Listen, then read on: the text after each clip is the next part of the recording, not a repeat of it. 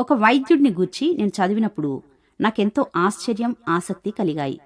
ఆయన 10,000 ఆపరేషన్లు పూర్తయ్యే నాటికి కుటుంబ సభ్యులు ఇక పని చాలించమని అడిగారు. కాని ఆయన ఒప్పుకోలేదు.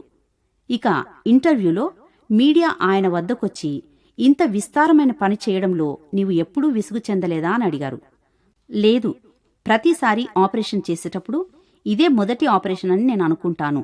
అందుకే ఉత్సాహంగా, ఆసక్తిగా ప్రతిసారి ఆపరేషన్ చేస్తుంటాను అన్నాడు. దేవుడు మన జీవితాల్లో ఎన్నో కార్యాలు చేశాడు. ఎన్నో కారణాలు ఆయనను స్తుతించడానికి మన జీవితాల్లో ఉన్నాయి. స్వల్పమైనవిగా, చాలా చిన్నవిగా పైకి కనిపించే ఎన్నో అద్భుత విషయాలు మన జీవితాల్లో ఉన్నాయి. దేవుడు మన జీవితంలో చేసే ప్రతి కార్యం అప్పుడే మొదటిసారి చేసినంత శ్రద్ధతో, ఆసక్తితో దేవుడు చేస్తున్నాడు. ఎలాంటి విసుగు, విరామం లేకుండా ఆయన మన కొరకు పనిచేస్తున్నప్పుడు మనం సంతోషంతో మరియు కృతజ్ఞతతో స్వీకరించాలి.